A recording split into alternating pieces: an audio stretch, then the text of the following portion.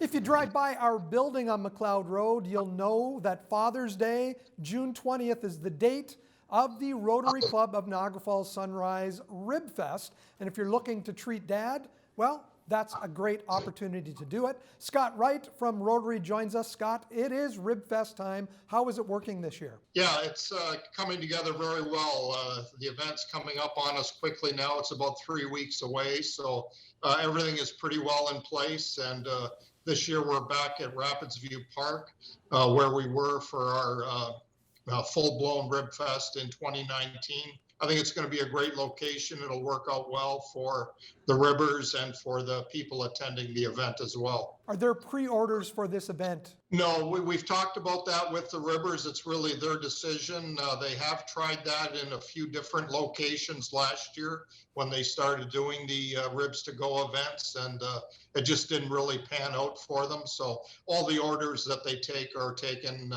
on site.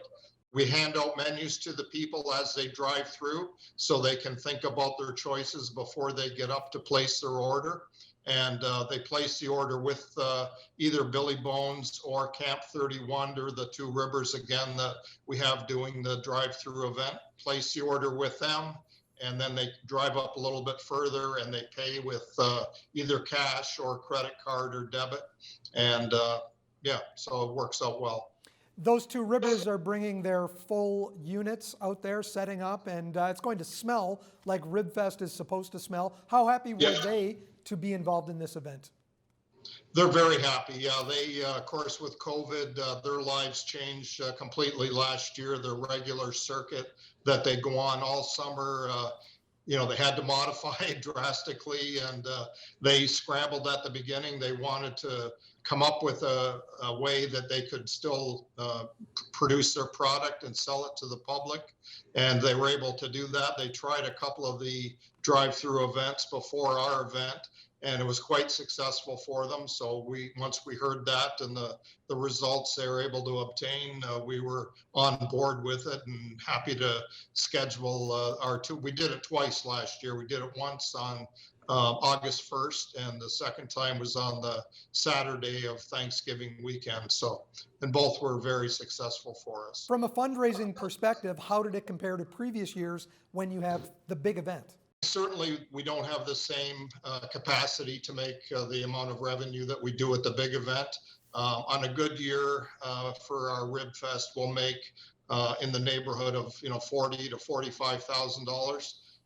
Last year, the August event, we made about $7,200, and the fall event was just under $5,000. So roughly $12,000 altogether, which again is down significantly, but still better than not doing anything. So we're quite happy that it was as successful as it was. How was that money used, Scott?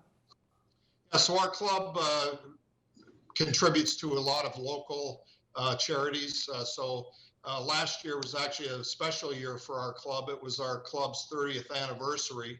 So we decided early on that we were going to do a special project to help celebrate that.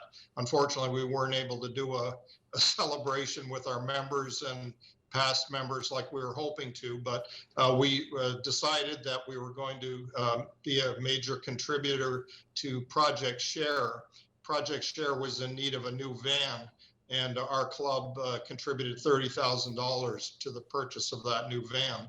So that was something that we did, and that was largely done with funds outside of the Rib Fest. So, but for what we normally spend the money on is we have always supported the breakfast program here in Niagara Falls. Our club has done that actually for all 30 years that our club has been around. So we support them to the tune of about $7,500 a year. We also support the GNGH Foundation and a lot of local charities we support.